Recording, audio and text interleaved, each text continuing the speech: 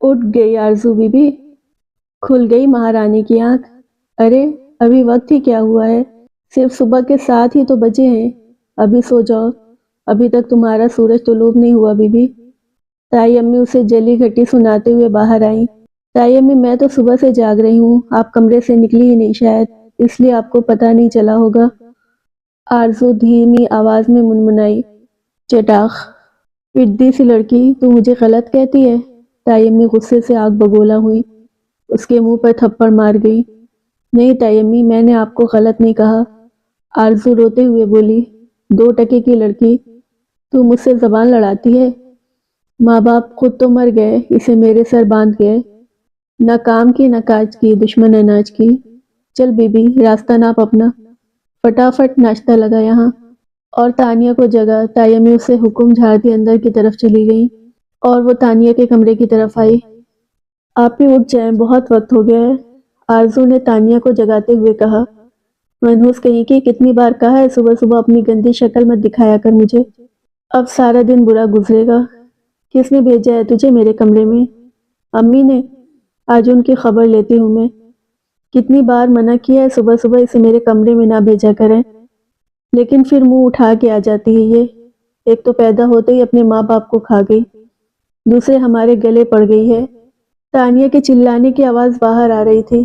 اس گھر میں اس کی صبح ایسے ہی ہوا کرتی تھی، ہر کوئی ایسے ہی اس پر اپنی بھڑاس نکالتا تھا، کیونکہ اس گھر میں اس کی صرف یہی اوقات تھی۔ ماں باپ پیدا کر کے مر گئے اور یہ ان کے گلے ڈال دی گئی۔ اس گھر میں واحد تایا ابو ہی تھے جو اس کے اپنے تھے، جنہوں نے ماں باپ کے مرنے کے بعد اس کے سر پر ہاتھ رکھا۔ 8 سال تک تو وہ اس گھر میں رانی بن کر رہی، لیکن پھر تایا ابو کو لقوہ مار گیا اور پھر اس پر شروع ہوا یہ ظلموں کا سلسلہ۔ تایا ابو اس کے لیے آواز نہ اٹھا سکے اور باقی سارے خاندان میں اتنی ہمت کہاں تھی کہ ایک یتیم کا بوجھ اٹھاتے۔ وہ ناشتہ لگاتے اپنے آنسو چھپانے کی کوشش کر رہی تھی، جبکہ تائی امی اور تانیہ ایک دوسرے کو دیکھ کر مسکرا رہی تھی، کیونکہ آج بھی اس کے دل کو کوڑے مار کر انہوں نے اپنے دل کو تسکین پہنچائی تھی۔ رک جاؤ اون بیٹا، آج تمہارے نانا کی برسی ہے، میں نے ایک چھوٹی سی قرآن خوانی رکھوائی ہے، سبھی بچے گھر پر ہیں، تم بھی آج کام پر مت جاؤ۔ تائی امی نے بہت محبت سے اسے مخاطب کیا۔ میرے یہاں رکنے سے آپ کی دیورانی کے ابا حضور زندہ ہو جائیں گے؟ نہیں نا، راستہ چھوڑے میرا، اور آج کے بعد اس طرح سے روکیے گا نہیں۔ اچھے سے جانتا ہوں مجھے روکنے کے لیے کس نے کہا ہے۔ اس نے اندر سے آتی زبیرہ بیگم کو سخت نگاہ سے دیکھا۔ مجھے آپ کی دیورانی کے محروم ابا حضور سے کوئی مطلب نہیں، اور نہ ہی آپ کے اس شو آف سے، یہ سب تو صرف ایک بہانہ ہے۔ سیدھے سیدھے کہیں نا کہ محلے کی عورتوں کے سامنے اپنی نئی نئی گاڑی کے چوچلے کرنے ہیں، اور جہاں تک بات ہے قرآن خوانی کی، اگر آپ دل سے کرواتی تو میں ضرور آتا۔ اور ایک بات یاد رکھیے، اپنے مطلب کے لیے اللہ کا نام استعمال کرنا چھوڑ دیں۔ اب راستہ چھوڑے میرا، ویسے بھی آپ کی دیورانی کے 4 بیٹے ہیں یہاں، اور میری ضرورت تو آپ کی دیورانی کو پہلے بھی نہیں تھی اور آگے بھی نہیں ہوگی۔ وہ انہیں سخت نگاہوں سے گھورتا باہر نکل گیا۔ بڑی ممی جی، اون بھائی تو چلے گئے، اب اکبر صاحب کی بیٹی کو کون دیکھے گا؟ کیونکہ یہ بات تو کلیئر ہے کہ اون بھائی اپنی مرضی کے خلاف شادی نہیں کریں گے۔ ہانیہ ان کے قریب آ کر بولی، اسی لیے تو چاہ رہی تھی کہ اون رک جائے، لیکن پھر بھی یہ کام پر چلا گیا۔ اور جاؤ، جا کر سمیر سے کہو کہ نئی والی گاڑی اندر گیراج میں کھڑی کر دے، ہم قرآن خوانی کر رہے ہیں، زبیدہ کے ابا حضور کے لیے، کوئی گاڑی کا شو آف تھوڑی نہ کر رہے ہیں۔ اب جو بھی تھا اون کی بات دل پر اثر کر گئی تھی۔ ٹھیک ہے، میں سمیر سے کہتی ہوں۔ ہانیہ وہ مناتی اندر چلی گئی۔ زبیدہ تم دل پر نہ لینا، تمہیں تو پتہ ہے آج کل ضرورت سے زیادہ چڑچڑا ہوا ہے۔ جانتی ہوں بھابھی، اور یہ بھی جانتی ہوں کہ یہ میری غلطیوں کا نتیجہ ہے۔ زبیدہ دوپٹے سے آنسو صاف کرتی اندر کی طرف بڑھ گئی۔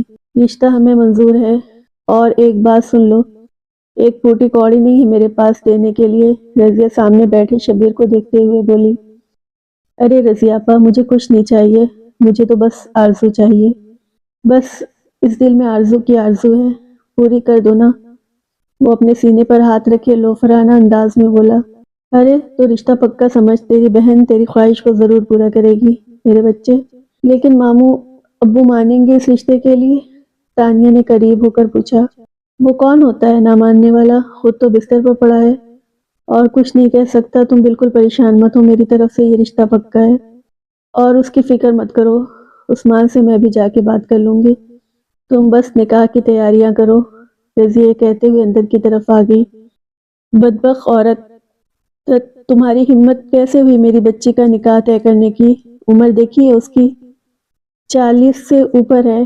میری بچی تو ابھی 18 سال کی بھی نہیں ہوئی. اگلے مہینے ہو جائے گی تمہاری لاڈلی 18 سال کی، اور ویسے بھی آج ہی نکاح کر کے حوالے نہیں کر رہی. 1 مہینہ انتظار کروں گی، جہاں اتنا بوجھ اٹھایا وہاں 1 مہینہ اور صحیح. رضیہ ڈھٹائی سے بولی. ارے بدبخت عورت، مجھے نہیں کرنی اپنی بیٹی کی شادی تیرے بھائی کے ساتھ. وہ آوارہ آدمی میری بچی کو بیچ کھائے گا.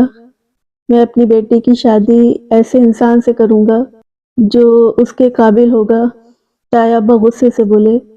ہاں ہاں، بستر پر لیٹے لیٹے سوچو اور دیکھو اپنی بیٹی کے سہانے خواب. ایسی لڑکیوں کے رشتے نہیں آتے. وہ تو میرے بھائی کا احسان مانو کہ دل آ گیا اس پر. بکواس بند کرو تم. اپنی بیٹی کا ہاتھ ایسے شخص کے ہاتھ میں دے سکتی ہو جو رات دن شراب میں ڈوبا رہے، جسے کھانے پینے کا ہوش بھی نہ ہو. اپنا احسان نہ کسی اپنے کا کیا اسے انسان کو اپنی بیٹی کا ہاتھ دو گی؟ ہائے ہائے، اس منحوس بھتیجی کے لیے تم اپنی بیٹی کو بد دعا دے رہے ہو. ذرا شرم کرو. رضیہ ہاتھ ملتے ہوئے بولی. میں کسی کو بد دعائیں تو نہیں دے رہا، بس مجھے یہ رشتہ منظور نہیں. ٹھیک ہے، اگر تم اس رشتے کو قبول نہیں کرتے تو ٹھیک ہے. میں اور میرے بچے چلے جائیں گے یہاں سے ہمیشہ کے لیے. تمہیں اپنی بھتیجی کے ساتھ یہیں رہو. میں اس لڑکی کو اس گھر میں مزید برداشت نہیں کر سکتی. بس بات ختم. ٹھیک ہے، اگر جانا چاہتی ہو تو چلی جاؤ، میں نہیں روکوں گا. میں اپنی بیٹی کو کبھی ایسے انسان کے حوالے نہیں کروں گا. سن رہی ہو تم؟ تایا ابو چلاتے ہوئے بولے. تایا ابو کے چلانے کی آواز باہر تک آ رہی تھی. وہ تو ہمیشہ سے اس گھر پر بوجھ تھی، ہمیشہ سے ہی تایا ابو کے لیے مشکلیں پیدا کرتی رہی، اور آج اس کی وجہ سے ان کی بیوی اور ان کے بچے انہیں چھوڑ کر جا رہے تھے. دماغ خراب ہو گیا ہے تمہارا؟ تمہارا تایا ابھی زندہ ہے، وہ لڑ سکتا ہے تمہارے لیے. خبردار جو ایسی بات دوبارہ کی. تایا ابو غصے سے بولے. نہیں تایا ابو، آپ میرے لیے نہیں لڑیں گے. میں نہیں چاہتی کہ میری وجہ سے اس گھر میں مزید کوئی وزمدگی پیدا ہو. بس تائی امی جہاں کہہ رہی ہیں آپ رشتے کے لیے ہاں کر دے، مجھے منظور ہے. وہ آنسو صاف کرتے ہوئے بولی. لیکن تیرے تایا کو منظور نہیں ہے. میری بچی میں تیرے ساتھ اس طرح کا کوئی بھی ظلم نہیں ہونے دوں گا. یہ لوگ تجھ سے دن رات کام کرواتے ہیں، تجھ پہ ہاتھ اٹھاتے. میں اس کے لیے تو میں کبھی کچھ نہیں بول پایا، لیکن تیری زندگی برباد ہونے نہیں دوں گا. میں آپ سے کچھ مانگوں آپ دیں گے؟ آرزو روتے ہوئے بولی. ہاں میری بچی، کیا چاہتی ہے بتا تو صحیح. تائی امی کو گھر چھوڑنے مت جانے دیجیے گا پلیز، یہ بوجھ نہیں سہ سکوں گی. آپ رشتے کے لیے ہاں کر دیں، مجھے منظور ہے. وہ تایا ابو کے گلے لگ کر پھوٹ پھوٹ کر رونے لگی. وہ کالج کے لڑکے والے کیس کا کیا ہوا؟ اور نے اندر قدم رکھتے ہوئے پوچھا. ہاں، اس کی ڈیٹیل نکال کر میں نے آفس میں رکھی ہے سر، آپ چیک کر لیجیے گا. تم تو چھٹیوں پر جانے والے تھے، کیوں گئے نہیں؟ اور نے اپنی کرسی پیچھے کرتے ہوئے پوچھا. جی سر، آج سے میں چھٹی پہ جا رہا ہوں، تو میں آپ کو یہ کارڈ دینے آیا تھا. کانسٹیبل سے کارڈ ٹیبل پر رکھا. شادی مبارک ہو. میں آنے کی کوشش کروں گا. اور نے کارڈ دیکھا. سر ایک پرسنل سوال پوچھوں، برا نہیں مانیں گے؟ یہ وقت پرسنل سوالوں کا نہیں ہے ریان، لیکن پوچھ لو، برا نہیں مانوں گا. وہ مسکراتے ہوئے بولا. آپ شادی کب کریں گے سر؟ ریان نے معصومیت سے پوچھا. کیوں، تم نے میری شادی کے بھنگڑے ڈالے ہیں؟ بھنگڑے بھی ڈالیں گے سر، آپ شادی تو کریں. ریان نے مسکرا کر کہا. جب کوئی لڑکی لگے گی اس قابل، شادی کر لوں گا. اور نے مسکرا کر جواب دیا. سر آپ کو کس ٹائپ کی لڑکی چاہیے؟ میرا مطلب ہے آپ کی بڑی امی کہہ رہی تھی کہ پوچھ لوں، ریان بولا. اب وہ بات کی تہ تک پہنچا تھا. تم فکر مت کرو ریان، میں انہیں جواب دے دوں گا. اب تم جاؤ. اسے جانے کا آرڈر دے کر پھر اپنے کام میں مصروف ہو گیا. انہیں روکے. تایا ابو میں آپ کے ہاتھ جوڑتی ہوں، پلیز انہیں گھر چھوڑ کر مت جانے دیں. آرزو تایا ابو کے سامنے ہاتھ جوڑتے تائی کی طرف بھاگی. بند کرو یہ ڈرامے، تیری وجہ سے ہی ہوا ہے یہ سب. تیری وجہ سے ہی تو میرا شوہر مجھے گھر سے نکال رہا ہے. یہی چاہتی تھی نا؟ جس دن سے آئی ہے میرا سکون برباد کر رکھا ہے تو نے. میں تجھے کبھی معاف نہیں کروں گی آرزو۔ میرے بھائی کا رشتہ آیا ہے اور تو نخرے دکھا رہی ہے۔ میں جانتی ہوں یہ آگ تو نہیں لگائی ہے۔ تو یہ مت سوچنا کہ میں تجھے ایسے ہی معاف کر دوں گی۔ گھٹ گھٹ کر مرے گی تو، یہ بد دعا ہے میری تجھے۔ تائی اونچی آواز میں چلاتی ہوئی بولی۔ آرزو بھاگ کر تائی ابو کی کرسی کے قریب آئی۔ تائی ابو روک لے، میں آپ کے سامنے ہاتھ جوڑتی ہوں، پلیز نہ جانے دیں۔ میں شادی کے لیے تیار ہوں، میری وجہ سے تائی امی کو نہ جانے دیں۔ آپ کو میری قسم تائی ابو، مجھے اپنی قسم نہ دے اور جانے دے ان لوگوں کو یہاں سے۔ یہ اپنے لیے مجھ سے تیری قربانی مانگتے ہیں۔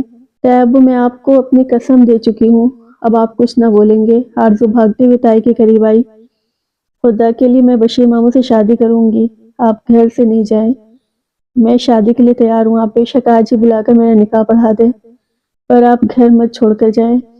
رضیہ نے فاختانہ نظر اپنے شوہر کو دیکھا۔ ٹھیک ہے، اگر آرزو شادی کے لیے تیار ہے تو مجھے بھی منظور ہے، لیکن میری ایک شرط ہے، جب تک آرزو کی تعلیم مکمل نہیں ہو جاتی تب تک وہ رخصت نہیں ہوگی۔ جہاں تک سوال نکاح کا ہے تو تم چاہو نکاح کروا دینا، کیونکہ تمہارا بھائی صرف نکاح کرے گا، کھلانے کی ہمت نہیں ہے اس میں۔ کم از کم میری بچی میں اتنا حوصلہ تو ہو کہ وہ خود کما سکے۔ تائی ابو نے بہت مشکل سے اپنی زبان کی لڑکھڑاہٹ پر قابو کیا تھا۔ آج ان کے اپنے بچے کی وجہ سے ان کی یتیم بھتیجی کی زندگی برباد ہو رہی تھی۔ کیا کہا آپ نے ریان سے؟ آج کے بعد میرے ورکرز کے سامنے ایسی کوئی بات مت کریں، سمجھے آپ؟ وہ گھر آتے تائی امی کے کمرے میں آیا تھا۔ ارے بیٹا، میں نے ایسی کوئی بات نہیں کی، وہ تمہارے ساتھ رہتا ہے 24 گھنٹے۔ میں نے سوچا پوچھ ہی لوں تمہیں کس قسم کی لڑکی پسند ہے۔ تائی امی نے کہا، مجھے جس قسم کی لڑکی پسند ہوگی میں اسے اپنے گھر لے آؤں گا، اس لیے بہتر ہوگا آپ اس معاملے سے دور رہیں۔ آئی بات سمجھ میں؟ ان کی آنکھوں میں آنکھیں ڈال کر کہتا اپنے کمرے میں چلا گیا، جبکہ تائی امی زبیدہ کے کمرے میں آئی۔ آخر اسے ان کے بیٹے کا پیغام جو دینا تھا۔ یہ گھر راحت صاحب کا تھا، جن کے 2 ہی بیٹے تھے، خالد اور خالد۔ ان دونوں کی شادی اسی خاندان میں ہوئی تھی۔ راحت صاحب نے اپنی دونوں بیٹیوں کی شادی اپنے چچا زاد بھائیوں کے بچوں سے کروائی تھی۔ وہ دونوں بھی آپس میں کزن تھیں، ہمیشہ سے اچھی بنتی تھی۔ انیسہ اور زبیدہ دونوں نے ہنسی خوشی ان کا گھر سنبھال لیا۔ جلد ہی زبیدہ کے گھر خوشخبری آ گئی۔ انیسہ نے ہر ممکن طریقے سے اس کا خیال رکھا، وہ ہر وقت ان کے ساتھ رہتی۔ زبیدہ کے گھر 4 بیٹے پیدا ہوئے، ان کے گھر ان کے بچوں سے مہکتا خوشگوار ہو گیا، جبکہ انیسہ کی طرف سے کوئی خبر نہ آئی۔ علاج کروانے کے بعد ڈاکٹر نے بتایا کہ انیسہ کبھی ماں نہیں بن سکتی۔ انیسہ کے لیے صدمہ بہت بڑا تھا، وہ اندر ہی اندر گھٹنے لگی۔ اسے زبیدہ کے بچے اچھے لگتے تھے، وہ ان کے ساتھ وقت گزارنا چاہتی تھی، لیکن زبیدہ کو اپنے بچوں کو اپنے ساتھ لگانے کی عادت تھی۔ اسے پسند نہیں تھا کہ اس کے بچوں کو کوئی دوسرا اس سے زیادہ پیار کرے، اس لیے آہستہ آہستہ اسے بے اولادی کے طعنے مارنے لگی۔ اس کے طعنے انیسہ کے دل کو لگتے، لیکن خاموش ہو جاتی اور اپنی اس کمی کو کچھ نہ کر سکتی تھی۔ اس طرح پتہ چلا کہ زبیدہ پھر سے ماں بننے والی ہے، جس پر خالق کا کہنا تھا کہ مزید بچے نہیں چاہیے اور نہ ہی وہ مزید کوئی ذمہ داری اٹھا سکتا ہے۔ زبیدہ کو بھی مزید بچے کی خواہش نہ تھی، اس نے ہر ممکن طریقے سے اس بچے کو دنیا میں نہ لانے کا سوچا، لیکن جس کی روزی خدا نے دنیا میں لکھی ہوئی ہے وہ دنیا میں ضرور آتا ہے، اور اون بھی ایک ایسا ہی بچہ تھا۔ اس کی پیدائش پر زبیدہ کو کافی تکلیف سہنی پڑی، جبکہ انچاہی اولاد ہونے کی وجہ سے زبیدہ اور خالد دونوں نے اس پر دھیان نہ دیا۔ جب اسے والدین کی ضرورت تھی تو وہ اس سے دور رہتے۔ وہ 7 سال کی عمر میں ہی سمجھ گیا کہ اس گھر میں اس کی اہمیت ویسی نہیں جیسے باقی بچوں کی ہے۔ دادا ابا اس سے بہت پیار کرتے تھے۔ گھر میں اپنی اہمیت نہ دیکھتے ہوئے وہ 10 سال کی عمر میں ہاسٹل چلا گیا۔ وہ گھر نہیں آتا تھا، اسے سب لوگ عجیب سی چڑ تھی۔ سب سے زیادہ خار وہ خارث سے کھاتا تھا، جو اس کی ماں کا سب سے لاڈلا بچہ تھا۔ جب اون ان سے دور ہونے لگا تو انہیں بھی احساس ہونے لگا کہ وہ ان کی غیر ذمہ داری کی وجہ سے ان سے دور ہو رہا ہے۔ دادا اکثر گھر میں یہ بات چھیڑ دیتے تو نتیجہ یہ نکلتا کہ وہ آپ کا لاڈلا ہے، اس لیے اس کی بہت سائیڈ لیتے ہیں، جبکہ سب سے زیادہ بگڑا ہوا وہی ہے۔ ابا کو اکثر ہی اون کی وجہ سے کافی سننی پڑ جاتی، جس کے بعد وہ اون کو ڈانٹ دیتے اور پھر اون سوچتا کہ ان سے کوئی پیار ہی نہیں کرتا۔ لیکن پھر ایک دن تائی امی نے بتایا کہ وہ انچاہی اولاد ہے، اس لیے اس سے کوئی پیار نہیں کرتا۔ اون کے چھوٹے ذہن کے لیے یہ جھٹکا بہت تھا، لیکن انیسہ کی نیت ایسی نہ تھی۔ وہ کوئی زبیدہ سے انتقام نہیں لینا چاہتی تھی، وہ تو بس اون کے آنسو صاف کر رہی تھی کہ زبیدہ وہاں آ کر اسے تانے مارنے لگی کہ وہ اس کی اولاد کو اس سے دور کرنا چاہتی ہے، جس پر انیسہ نے کہا کہ میں ایسی اولاد کو تم سے کیا دور کروں گی جسے تم پیدا ہی نہیں کرنا چاہتی تھی، تم نے اسے خود سے دور رکھا۔ بے دھیانی میں نہ جانے کب اس کے منہ سے ایسی بات نکلی۔ اون اس لفظ کا مطلب بھی نہیں سمجھا تھا، لیکن گالی سے کم نہ لگی اور اون کی دنیا ہل گئی، اسے اپنی ذات سے نفرت ہونے لگی۔ ایک انچاہی اولاد، یہ سوچ بھی اسے خود سے نفرت کرنے پر مجبور کر دیتی۔ بعد میں انیسہ کے گھر بھی باری باری 2 بیٹیاں پیدا ہوئی، بے اولادی کا وہ طعنہ تو ختم ہو گیا، لیکن اون کی زندگی پر لگا انچاہی اولاد کا الزام نہ ختم ہوا۔ پھر وہ بدتمیز ہو گیا، ہر بات میں گھر والوں سے لڑائی جھگڑا کرنے لگا۔ شروع میں اس نے بہت مار کھائی، پھر دادا نے اسے بچانے کے لیے اسے ہاسٹل بھیج دیا۔ وہ گھر میں دادا کا لاڈلا مشہور تھا، سب بچے دادا کے قریب ہونے کی کوشش کرتے، لیکن اون انہیں سب سے زیادہ پیارا تھا۔ بہت چھوٹی عمر میں ہی ان کے جذبات سے آگاہ ہو گئے تھے۔ دادا یہ بات سمجھ چکے تھے کہ وہ اپنی چھوٹی سی عمر میں بہت بڑی باتوں کا مطلب سمجھ چکا ہے۔ اس نے ایک جگہ پڑھا تھا اس عورت کو ماں کہلانے کا حق نہیں جو اپنی اولاد کو قتل کرنا چاہے۔ اس دن کے بعد اس نے زبیدہ کو ماں کہہ کر نہیں پکارا تھا۔ اب سب سے زیادہ بدتمیزی بھی وہ اسی سے کرتا تھا۔